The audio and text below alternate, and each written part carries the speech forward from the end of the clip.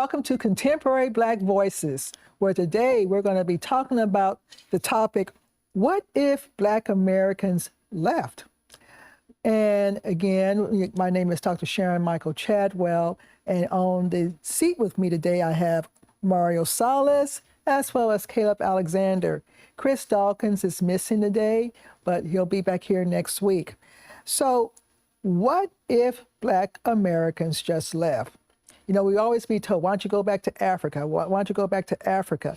But what if we went ahead and say, okay, we're just going to leave, up and leave? So it isn't about predicting the future, but about understanding how much Black Americans are woven into this country, culturally, economically, politically, and the moral fabric of the United States. Thinking it through reveals how foundational Black communities have been and are to the country's existence. So we want to make sure we understand Black Americans contribute $1.3 trillion to this economy. Okay, just think about it. So if we up and left, what would be the impact on areas such as music and entertainment, music and sports, or entertainment and sports? What about cultural discoveries and also social justice? So we're going to be looking at it from within that context. And I asked the guys to pick a topic to discuss. So Mario, you are personally involved in social justice a lot, you know, being a Black Panthers member, and even your political affiliations. What if we left? How would that impact social justice? Well, I guess the only, a couple of things. You mentioned the music part. I guess they'd have to listen to Kid Flop or whatever his name is from that point on. Mm-hmm. They wouldn't have a... Well, a lot of our songs came out of social justice effects also. Exactly. Mm-hmm. A lot of things that people sing. So look, you can talk about the economic aspect for sure, and you talk about the social aspect. And the social aspect is that Blacks contributed so much to the development of this country, not just the economics, although the economics is very important, but also the sense of social justice, the sense of love, of doing what's right and what's wrong. And that's communicated to other people all the time. And so oftentimes that cultural impact passed on to people of other ethnic groups. And they'll often comment on the fact that, you know, I never looked at it that way. It's from a compassionate point of view. And so you would lose more compassion. I don't know what we'd become, a total Hitlerite society where no one has any compassion about anything. The Stepford Wives, the whatever that other one name is, where people all have to dress alike.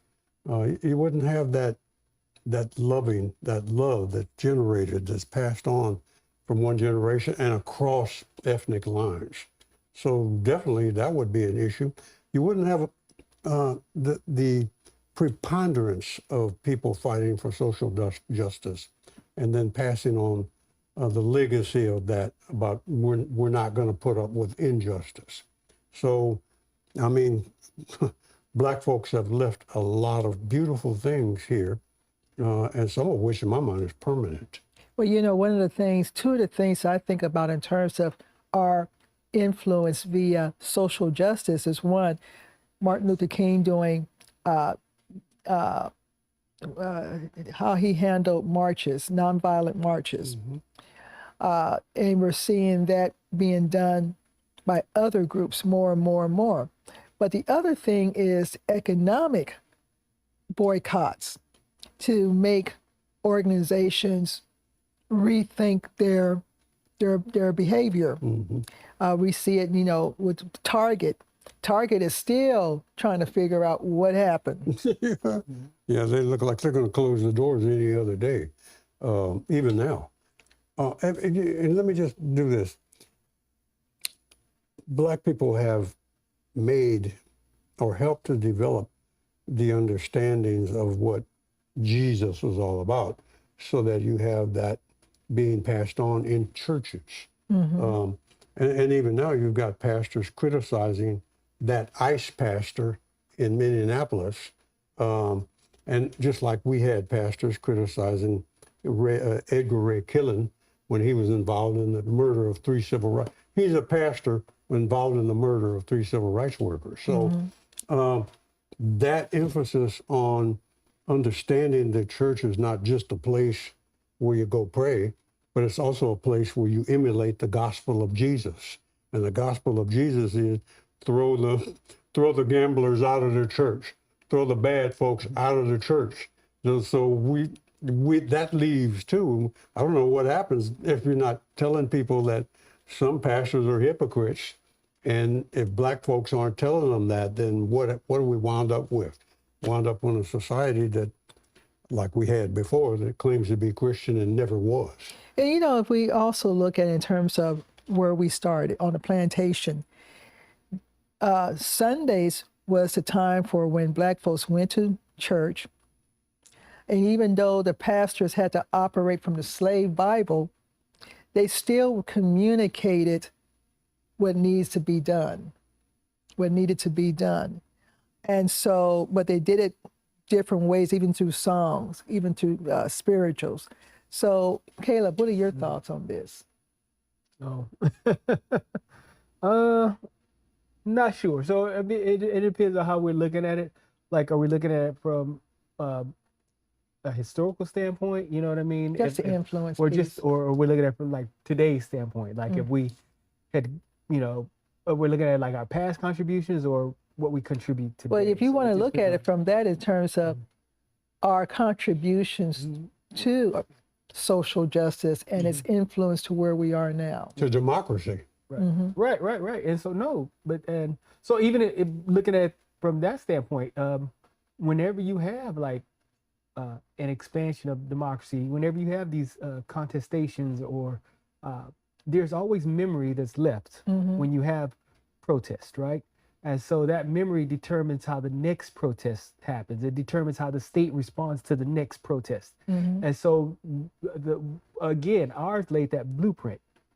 So you can see the blueprint, our contributions to urban protests, what's happening right now in Minnesota, or what happened in Seattle, or what happened in when you had Stonewall. You see these, our fingerprints are all over it.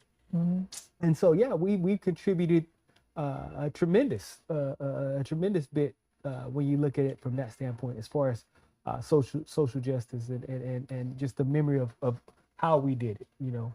Well, you know, and just add onto that a little bit more, protests. Martin Luther King really put the protest movement together.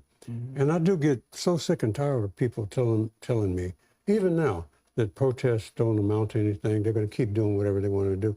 They don't get it. When you protest, you are mobilizing people. You're getting people to go and vote when you protest. So you can't tell me that protest doesn't work. It works absolutely. History has shown that. And that's something that Martin Luther King really kind of changed the tenure of America. You can change the world with a protest. And it doesn't have to be everybody. And it does not happen all at once. Right. But that one person who sees the protest that may not have thought of going themselves, now they're thinking about going themselves. Now they're thinking, I can't go, but I'm sure going to vote for the right thing. And so protest matters big time nowadays, especially now, big time. Yeah. Okay. And you could see it when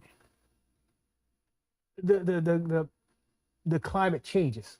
When you see protests, when you see Edmund Pettus Bridge, and you see people getting beat, and people look at it and say, you know what, that's not what I signed up for. When you see the killings of the young lady that got shot in the face, or the ICU nurse, right, Alex, right, people, you could fundamentally sense that something changed because of those protests, because of those contestations where people say, remember the lady that said she didn't want a pardon from Trump?